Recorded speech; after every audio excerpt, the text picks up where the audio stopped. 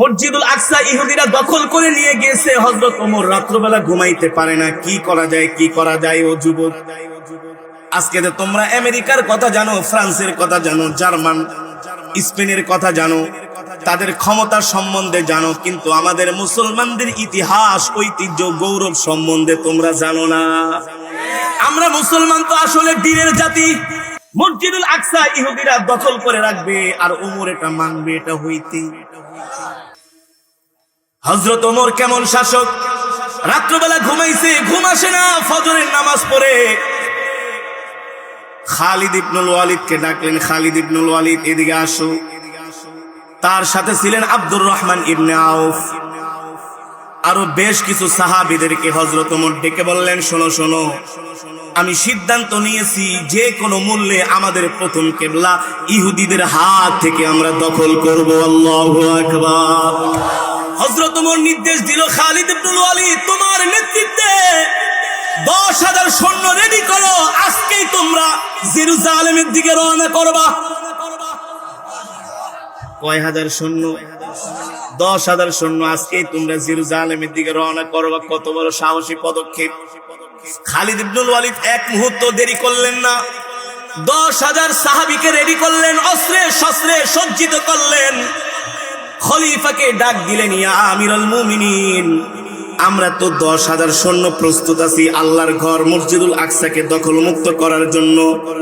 হযরত ওমর তাদেরকে শপথ বাক্য পাঠ করালেন আর বললেন, যাও যাও যাও, আমি দোয়া করে দিলাম অবশ্যই তোমরা মসজিদুল আকসাকে দখল করে ফিরবা। আল্লাহু আকবার। 10,000 মুসলিম সৈন্য নিয়ে খালিদ ইবনুল ওয়ালিদ চলে গেলেন, জেরুজালেমের দিকে রওনা করলেন। তাদের কাফেলা জেরুজালেমের দিকে যাচ্ছে। সারা পৃথিবীতে খবর হয়ে গেছে ওমর 10,000 সৈন্য পাঠাইছেন মসজিদুল আকসাকে দখল করার জন্য। টক অব দ্য কান্ট্রিতে পরিণত হয়েছে। সব দেশের রাষ্ট্রপ্রধানের মুখে একই কথা, ওমর যেহেতু মসজিদুল আকসাকে দখল করার জন্য পাঠাইছে, ওমরের বাহিনী মসজিদুল আকসা দখল না করে তারা মদিনায় ফিরবে না। ঠিক কিনা বলে? 10,000 সৈন্য জেরুজালেমে পৌঁছে গেলেন। খালিদ ইবনুল ওয়ালিদ সৈন্যদেরকে নির্দেশ দিলেন, আমরা এখন ইহুদিদের উপরে হামলা করব না, জেরুজালেমের জনগণের উপরে হামলা করব না, কারণ ইসলাম কখনো রক্তপাতে বিশ্বাসী না, মারামারি কাটাকাটিতে বিশ্বাসী না। ঠিক কিনা বলেন? ইসলাম হলো শান্তির ধর্ম। আমরা তাদেরকে আলটিমেটাম দিব, যদি তারা আমাদের শর্ত মানে আমরা তাদের সাথে কোনো লড়াইয়ে যাব না, কোনো রক্তপাতে যাব না। খালিদ ইবনুল ওয়ালিদ বললেন, ও সৈন্যরা, তোমরা পুরা জেরুজালেম শহরটাকে ঘিরে ফেলো। 10,000 সৈন্য জেরুজালেম শহরটাকে চতুর্দিক থেকে ঘিরে ফেললো। খালিদ ইবনুল ওয়ালিদ একজন দূত পাঠালো, যাও যাও, জেরুজালেমের যে ইহুদিদের সবচেয়ে বড় সরদার, যার হাতে জেরুজালেমের ক্ষমতা, বাইতুল মুকদ্দাসের চাবি, তাকে যায় বলো, ওমর, খলিফা ওমর মদিনা থেকে 10,000 সৈন্য পাঠাইছেন মসজিদুল আকসাকে মুক্ত করার জন্য। আর তোমরা শুনে রাখো, আমরা 10,000 সৈন্য মসজিদুল আকসাকে দখল করার জন্য আসছি। একটা সৈন্য বেঁচে থাকতেও আমরা মসজিদুল আকসা দখল না করে মদিনায় ফিরে যাব। মদিনায় ফিরে যাব না। ইহুদিরা প্রথম মনে করেছিল মুসলমানরা তাদেরকে ভয় দেখায়। তারা মনে করেছিল মুসলমানরা তাদেরকে ভয় দেখায়, মিথ্যা কথা বলে, তাদেরকে বিভ্রান্ত করে। ইহুদিরা গোয়েন্দা পাঠায় দিচ্ছে, আসলে যায় দেখো তো মুসলমান যা বলতেছে আসলে সত্য কিনা। ইহুদি গোয়েন্দারা আইসা দেখে হাজার হাজার সৈন্য অস্ত্র শস্ত্রে সজ্জিত হয়ে আছে। আক্রমণ করলে পুরা জেরুজালেমকে তারা মেছাকার করে ফেলবে। আল্লাহু আকবার। যারা অন্যায় করে, জুলুম করে, তাদের মনের মধ্যে সবসময় একটা ভয় থাকে। কি থাকে? কারণ তারা তো জালেম, মুসলমানের উপরে জুলুম করে। ইহুদিরা যখন গোয়েন্দাদেরকে পাঠালো, গোয়েন্দারা দেখলো বাইরের অবস্থা থমথমে, পুরাই খারাপ অবস্থা। একজন ইহুদিও মুসলমানের তরবারি থেকে বাঁচতে পারবে না। ইহুদিরা মিটিং এ বসে সিদ্ধান্ত নিল, কি করা যায়, কি করা যায়। আমরা তো ওমরের সম্বন্ধে জানি, তার মেজাজ, তার মন মানসিকতা সম্বন্ধে, তার সাহসিকতা সম্বন্ধে তো আমরা জানি। যদি ওমরের সাথে আমরা ভালো আচরণ না করি, তার কথা যদি আমরা মেনে না নেই, একজন ইহুদিও মুসলমানের তরবারি থেকে বাঁচতে পারবে না। ঠিক কিনা বলেন? তার মানে ঠেলার নাম বাবাজি। কিসের নাম? কিসের নাম? কুকুরকে মুগুর ছাড়া কখনো কুকুর সোজা হয় না। ঠিক কিনা বলেন? কুকুরের লেজে যদি আপনি বাগাবাড়ির 1 নাম্বার ঘি মাখান, কুকুরের লেজ সোজা। সুন্দরবনের একটা গজারি লন, 2.5 হাতের একটা গজারি লয়া 2টা বাড়ি মারেন, দেখবেন কুকুর লেজ সোজা করে দৌড় মারবে। ঠিক কিনা বলেন? ওমর জানে কোন জায়গায় মেডিসিন দিতে হবে। ইহুদিরা দেখলো ওমর এমন একজন খলিফা যার ভয়ে ইবলিস শয়তান পর্যন্ত পথ পরিবর্তন করে ফেলে। আল্লাহু আকবার। নবীজি বলেছে, আনা খাতামুন নবিয়্যিন লা নাবিয়্যা বাদি, আমার পরে আর কোন নবী আসবে না। লাউ কানা বাদি নাবিয়্যুন লাকানা ওমর, আমার পরে আল্লাহ যদি কাউকে নবুয়তি দান করতেন, ওমরকে নবী বানাতেন। আল্লাহু আকবার। জোরে বলেন আল্লাহু আকবার। ওমরকে বলা হয় মেজাজে ওহী। আল্লাহ তার সিদ্ধান্ত অনুযায়ী কোরআনের মধ্যে 40টা আয়াত নাযিল করেছে। আল্লাহু আকবার। না না না, ওমরের হাত থেকে বাঁচা যাবে না। মিটিং এ বসলো, কি করা যায়, কি করা যায়। ইহুদিদের পক্ষ থেকে খালিদ ইবনুল ওয়ালিদকে একটা প্রস্তাব করা হলো, শোনো শোনো, আমরা তোমাদের প্রথম কেবলা তোমাদের হাতে ফিরায় দিব, কিন্তু শর্ত হলো তোমাদের সাথে আমরা কোনো মারামারি কাটাকাটিতে যাব না, রক্তপাতে যাব না। বিনা রক্তপাতে জেরুজালেমের ক্ষমতা তোমাদের হাতে তুলে দিব, মসজিদুল আকসার চাবিও বুঝাই দিব। আল্লাহু আকবার। ইহুদিরা কি বলে? কোনো মারামারি কাটাকাটি জানে যে মারামারি করতে এলে মার খাইব। দেখতেছে যে সৈন্যরা দাঁড়ায় আছে তরবারি নিয়ে, একটা কেউ ছাড়বে না। এখন আইসা কয়, বাবা মাপ চাই, তোদের সাথে মারামারি করবো না। কি করবা, কি করবা? বলে জেরুজালেমের ক্ষমতা তোমাদের হাতে ফিরায় দিব, কিন্তু শর্ত হলো তোমাদের কাছে জেরুজালেমের চাবি দিব না। তোমাদের যিনি খলিফা ওমরকে মদিনা থেকে জেরুজালেমে আসতে হবে, তাকে আসতে বলো। আল্লাহু আকবার। আর জোরে বলেন আল্লাহু আকবার। ওমর আসবে, তার হাতে আমরা বাইতুল মুকাদ্দাসের চাবি বুঝায় দিব। তোমাদের খলিফা ওমরকে আসতে বলো। সাহাবী আব্দুর রহমান ইবনে আউফ রাদিয়াল্লাহু তাআলা আনহু, আমিরুল মুমিনিন খলিফাতুল মুসলিমিন হযরত ওমরের কাছে একটা চিঠি লিখলেন। আমিরুল মুমিনিন, জেরুজালেমের ইহুদিরা বলছে তারা আমাদের সাথে কোনো রক্তপাতে যাবে না, তারা আমাদের সাথে লড়াই করবে না, বিনা রক্তপাতে তারা আমাদের কাছে মসজিদুল আকসার চাবি, জেরুজালেমের ক্ষমতা আমাদের হাতে হস্তান্তর করবে, কিন্তু তাদের শর্ত হলো আমাদের হাতে দিবে না, আপনাকে মদিনা থেকে, আপনাকে মদিনা থেকে, জোরে বলেন, জোরে বলেন, আসতে হবে। এই কথা শোনার পরে হযরত ওমর বলে, আমি এখনই যাব জেরুজালেমে। আল্লাহু আকবার। ওমর তার গোলামকে বলল, গোলাম একটা উট রেডি করো, আমরা এখনই জেরুজালেমের দিকে রওনা করব। অনেক মুসলমান সৈন্যরা ওমরকে বললেন, আমিরুল মুমিনিন, আপনি একা একা মদিনা থেকে আপনি জেরুজালেমে যাবেন, এমন হতে পারে ইহুদিরা আপনার বিরুদ্ধে কোনো ষড়যন্ত্র চক্রান্ত করে মরুভূমির মাঝখানে আপনাকে হত্যা করতে পারে। আপনি একা একা জেরুজালেমে যাবেন না, কিছু সাথে করে সৈন্য নিয়ে যান, আপনাকে যাতে নিরাপত্তা দিতে পারে, প্রটোকল দিতে পারে, এমন কিছু সৈন্য নিয়ে যান। হযরত ওমর বললেন, হাসবুনাল্লাহু ওয়া নি'মাল ওয়াকিল, নি'মাল মাওলা ওয়া নি'মান নাসির। আমি যেই মাওলার উপরে সবর করি, যেই মাওলার উপরে আমি ভরসা করি, আমার আল্লাহই আমার জন্য যথেষ্ট। আল্লাহু আকবার। আল্লাহু খায়রুন হাফিজান ওয়া হুয়া আরহামুর রাহিমিন। আল্লাহই হচ্ছে উত্তম নিরাপত্তা দানকারী। ঠিক কিনা বলেন? বিশ্বাস হয় কি হয় না? উত্তম নিরাপত্তা দানকারীকে আল্লাহ যদি চায় পৃথিবীর কোন মানুষ তোমার একটা পশমও ছিঁড়তে পারবে না, আর আল্লাহ যদি না চায় পৃথিবীর কোন মানুষ তোমাকে বাঁচাইতে। সম্মানিত হাজিরিন, যে কথা বলতেছিলাম, হযরত ওমর বললেন, আমি যে আল্লাহর উপরে তাওয়াক্কুল করি, ভরসা করি, আল্লাহই আমার জন্য যথেষ্ট। আল্লাহু আকবার। জোরে বলেন আল্লাহু আকবার। ওমর বলে আমার কোনো প্রটোকলের দরকার নাই, নিরাপত্তার দরকার নাই, আমার আল্লাহ আমার জন্য উত্তম নিরাপত্তা দানকারী। হযরত ওমরকে কে ক্ষতি করবে? কারণ ওমর তো কোনোদিন জনগণের চাল চুরি করে না, ডাল চুরি করে নাই, তেল চুরি করে নাই। ওমরের কোনো শত্রুও নাই। ওমর তো মানুষের উপরে জুলুম করে নাই, তার কোনো শত্রুও নাই। ঠিক কিনা বলেন? রোম পারস্যের বাদশারা আসছে, কোথায় তোমাদের খলিফা ওমর? তার রাজপ্রাসাদ কোথায়? বলে রাজপ্রাসাদ ছেসাদ নাই। সে বসে কোথায়? বলে মসজিদে নববীতে। আল্লাহু আকবার। আরে তিনি আরাম করে কোথায়? তার বেডরুম কোথায়? তার শাহী মহল কোথায়? বলে কোনো শাহী মহল টহল নাই। বলে আমাদেরকে ওমরের সাথে একটু সাক্ষাৎ করায় দাও। বলে চলেন।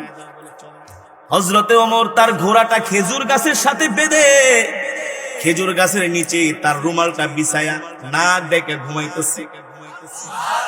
আরো আসতে, কারণ আমেরিকার প্রেসিডেন্ট জো বাইডেন তো খেজুর গাছের নিচে ঘুমান না? তাহলে জার্মানির প্রেসিডেন্ট নরেন্দ্র মোদী রাজপ্রাসাদে ঘুমায়। হাজার হাজার প্রোটোকল থাকে। কি থাকে? হাজার হাজার প্রোটোকল থাকে তাকে নিরাপত্তা দেওয়ার জন্য। আপনি চাইলে তার রাজপ্রাসাদের 1-1.5 কিলোমিটার এরিয়া আপনি ঢুকতে পারবেন না, এত হাই সিকিউরিটি। হাই এসএসএফ সবচেয়ে যারা চৌকস নিরাপত্তা বাহিনী, তাদেরকে দেওয়া হয় তার নিরাপত্তার জন্য। রোম পারস্যের বাদশারা আসছে মদিনায় মুসলমানদের খলিফা দেখতে ওমরকে। ওমরের নাম তারা শুনেছে, ওমরের ইতিহাস ঐতিহ্য সম্বন্ধে তারা জানে। কার নাম মনে চাই এমন খলিফা প্রেসিডেন্টকে দেখতে? মদিনায় এসে বলে কোথায় তোমাদের প্রেসিডেন্ট? বলে আসেন আসেন, প্রেসিডেন্টকে দেখবেন। বলে হ্যাঁ। দেখে প্রেসিডেন্ট তার ঘোড়া খেজুর গাছের সাথে বেঁধে রুমালটা বিছায়া হাতটা তার গালের নিচে দিয়া সুন্নত তরিকায় নাক টেনে ঘুমাইতেছে। আল্লাহু আকবার। রোম পারস্যের প্রেসিডেন্ট বলে ইনি কি তোমাদের খলিফা? বলে হ্যাঁ। আরে আমরা তো হাজার হাজার সৈন্য দিয়া নিরাপত্তা দিয়া রাত্র বলে এত আরাম করে ঘুমাইতে পারি না, আর তোমাদের খলিফা কিনা খোলা আকাশের নিচে দিনের বেলায় সূর্যের আলোতে এইভাবে ঘুমায়, তার কি কোনো ভয় নাই? বলে আমাদের খলিফার কোনো ভয় নাই, কারণ আমাদের খলিফা কখনো জনগণের আমানতের খেয়ানত করে। আরো আস্তে করে। রোম পারস্যের প্রেসিডেন্টরা বলে হ্যাঁ হ্যাঁ, ইনি খলিফা ওমর, আসলেই প্রেসিডেন্ট হওয়ার যোগ্য। ঠিক কিনা বলেন? সেই ওমর মদিনা থেকে একটা উট নিয়ে জেরুজালেমের দিকে রওনা করলেন, সাথে তার গোলাম। আল্লাহু আকবার। ওমর উটের পিঠে চড়ে বসলেন। প্রচন্ড গরম, উত্তপ্ত মরুভূমির বালু। যারা হজ করতে গেছেন তারা দেখছেন সৌদি আরবে যখন রৌদ্র উঠে মরুভূমির বালুগুলো মনে হয় পা পুড়ে যায় না, একেবারে গরম হয়ে যায়। হযরত ওমর উটের পিঠে বসে আছেন, তার গোলাম উটের লাগাম টানতেছে। আল্লাহু আকবার। উটের লাগাম টানতেছে টানতেছে। বেশ কিছু দূর যাওয়ার পরে হযরত ওমর তার গোলামের দিকে তাকায়, দেখে তার গোলামের শরীর থেকে ঘাম ঝরতেছে, ঘাড় থেকে ঘাম ঝরতেছে। দেখলেই বোঝা যায় এখন গোলামটা ক্লান্ত হয়ে গেছে, চাইলেও আর হাঁটতে পারে না, চলতে পারে না। কিন্তু সে তো গোলাম, খলিফাকে তো বলতেও পারে না আমিরুল মুমিনিন আমি আর পারতেছি না। ঠিক কিনা বলেন? হযরত ওমর দেখলেন তার গোলামের আর পাও চলে না। হযরত ওমর দেরি করলেন না, বললেন ইয়া কিফিয়া গোলাম, দাঁড়াও দাঁড়াও, থেমে যাও। হযরত ওমর লাফ দিয়া উটের পিঠ থেকে নেমে পড়লেন। আল্লাহু আকবার। উটের পিঠ থেকে নেমে গোলামের হাত ধরে বলে গোলাম তুমি এবার উটের পিঠে চড়ো, আমি নিজেই উটের লাগাম টানবো। আর আস্তে কোন মিয়া। গোলামকে নিজের হাত দিয়ে উটের পিঠে বসে বলে তুমি বসো, আরাম করো, এবার তোমার আরাম করার পালা, রেস্ট নেওয়ার পালা, আমি নিজেই উটের লাগাম টানবো। গোলাম বলে আমিরুল মুমিনিন মাফ করে দেন।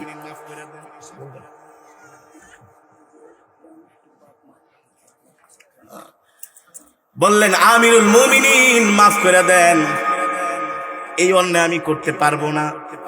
অর্ধ জাহানের খলিফা ওমরকে আমি উটের লাগাম টানাবো আর আমি উটের পিঠে বৈশা থাকবো, এই বেয়াদবি আমি করতে। ওমর বলে বেটা যা বলছি তাই করো। চোখ গরম করে বলে, ও আসলে এটা চোখ গরম ছিল না, এটা ছিল ভালোবাসা, এটা ছিল আদর, এটা ছিল ইনসাফ। ঠিক কিনা বলে? এটা ছিল একজন গোলামের প্রতি একজন প্রেসিডেন্টের ইনসাফ। আল্লাহু আকবার। কেমন প্রেসিডেন্ট! এবার গোলামকে উটের পিঠে চড়াইয়া নিজেই উটের লাগাম টানতেছে। আল্লাহু আকবার, আল্লাহু আকবার, আল্লাহু আকবার। কেমন খলিফা, কেমন প্রেসিডেন্ট আমরা মুসলমানরা পেয়েছিলাম। গোলামও দেখতেছে আমিরুল মুমিনিন উত্তপ্ত মরুভূমির ভিতর দিয়া উটের লাগাম টানতেছে। কারণ যখন সকালবেলা ছিল তখন মরুভূমির বালুগুলো একটু কম গরম ছিল। এখন তো ওমরের পালা, উত্তপ্ত মরুভূমি, উটের লাগাম টানতে টানতে আমিরুল মুমিনিনও ঘামায়া যাচ্ছেন, ঘর্মাক্ত হয়ে যাচ্ছেন। আমিরুল মুমিনিন ক্লান্ত হয়ে যাচ্ছেন, পরিশ্রান্ত হয়ে যাচ্ছেন। উটের লাগাম টানতে টানতে আমিরুল মুমিনিন এখন আর চলতে পারেন না। গোলাম ডাক দিয়া বলি, আমিরুল মুমিনিন, মেহেরবানি করে আপনি আমাকে ক্ষমা করেন। আপনি উটের পিঠে চড়েন, বসেন, এবার আমি একটু উটের লাগাম টানি। হযরত ওমর বলে, তুমি আর একটু রেস্ট করো। গোলাম বলে, না না, আমার রেস্ট হয়েছে, আপনি আর এক কদম সামনে বাড়াবেন না, আপনার শরীর থেকে ঘাম ঝরতেছে, আমি গোলাম সহ্য করতে পারি না। আল্লাহু আকবার। হযরত ওমরের চেহারা থেকে এমন ভাবে ঘাম ঝরতেছিল, ঘামগুলো দাড়ি বেয়ে বেয়ে টপ টপ করে পড়তেছিল। আল্লাহু আকবার। হযরত ওমর তো চাইলে তার সাথে আরো সৈন্য বাহিনী নিতে পারতেন, কাউকে নেন নাই। এবার ওমর উটের পিঠে বসলেন, গোলাম উটের লাগাম টানতেছেন। পালাক্রমে দুইজন টানতে টানতে মদিনা থেকে একেবারে জেরুজালেমের দিকে যাচ্ছেন। আবার হযরত ওমর বসে থাকতে থাকতে দেখতেছেন তার গোলামটা ক্লান্ত হয়ে যাচ্ছে। যখন একেবারে আবার গোলাম ক্লান্ত হয়ে গেলেন, গোলামকে ডাক দিলেন, কিফিয়া গোলাম, থামো, এদিকে আসো, তালহিনা ইমশি মাই। এই গোলাম, তুমি আমার সাথে চলতেছো, আমি তোমার চেহারার দিকে তাকায় দেখতেছি, তোমার পানির পিপাসা লাগছে না, একটু পানি খাও। নিজের হাত দিয়া গোলামকে পানি পান করায় দিচ্ছেন। গোলাম বলতেছে, আমিরুল মুমিনিন, আপনি এবার উটের পিঠে চড়েন। কয়, না না বেটা, তুই 3 ঘন্টা টানছস, এবার আমার সময়, আমি ঘরে ধরে রাখছি, 1 মিনিট বেশি আমি তোকে টানতে দিব না।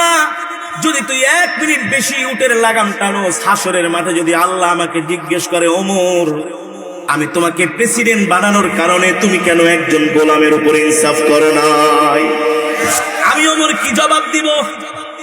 এবার গোলামকে উটের পিঠে চড়াইয়া হযরত ওমর উটের লাগাম টেনে টেনে জেরুজালেমের দিকে যাচ্ছে। আল্লাহু আকবার।